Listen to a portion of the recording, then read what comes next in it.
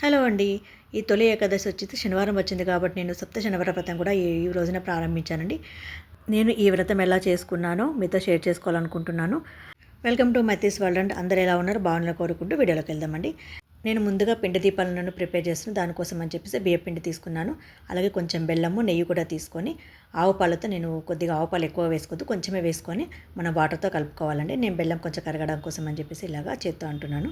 తర్వాత మనం చపాతీ పిండిలా కలిపి పక్కన పెట్టుకోవాలి. కాసేపు నానితే ఈ దీపాలన్నీ పగిలిపోకుండా వస్తాయి కాబట్టి కాసేపు నాననివ్వాలి. ఈలోగా ఆ నానే లోపల నేను దేవుడికి అలంకరణ చేసుకుంటున్నాను. ఈరోజు అన్నీ కూడా మొత్తం దేవుడి రూమ్ అంతా కూడా క్లీన్ చేసుకొని అన్ని ఫోటోలను కూడా శుభ్రం చేసుకుని అలాగే దేవుడికి అభిషేకం కూడా చేసుకున్నానండి.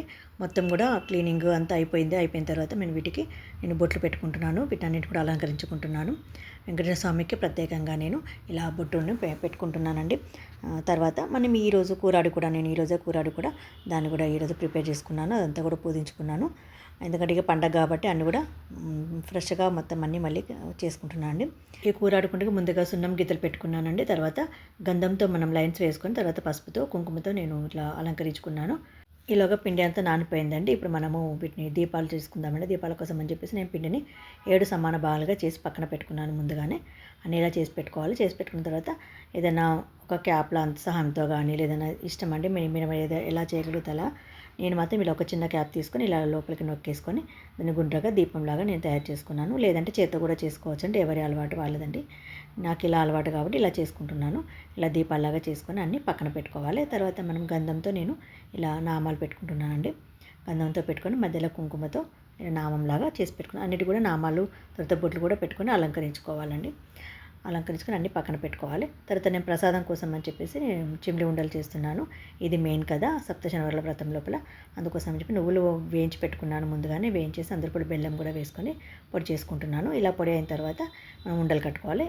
కొద్దిగా నెయ్యి కూడా వేసుకొని ఇలా ఉండలు కట్టుకోవాలండి.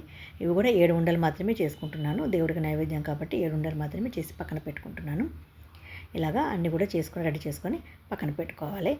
అంతేకాకుండా మనం పంచామృతం కూడా ప్రిపేర్ చేసుకుందామండి. దానికోసం అని చెప్పేసి నేను ఒక గిన్నెలోకి కొద్దిగా పాలు తీసుకుంటున్నాను. పాలు తర్వాత కొద్దిగా పెరుగు ఇలాగా కొంచెంగా తీసుకోండి. మనము అభిషేకం కోసం కాబట్టి కొద్దిగా పెరుగు వేసుకుంటున్నాను. అలాగే కొద్దిగా నెయ్యి, కొంచెం తేనె, కొంచెం చక్కెర ఇవన్నీ కూడా వేసుకొని మనకు సరిపడంత వేసుకొని అవన్నీ కూడా ఒక గిన్నెలోకి నేను తీసుకుంటున్నాను. ఇది మనము అభిషేకం కోసం అని చెప్పేసి ముందుగానే రెడీ చేసి పెట్టుకుంటున్నాను. మీకు నేను పూజా విధానం పూర్తిగా ఏమి చూపించట్లేదండి. అంటే ఒక్కొక్కరు ఒక్కొక్కలాగా చేసుకుంటారు కదా, అందుకోసం నేను క్లియర్గా చూపించట్లేదు మీకు. తర్వాత నేను దీపారాధన చేసుకుంటున్నానండి. ఇలాగ 2 చెమ్మలు పెట్టుకున్నాను.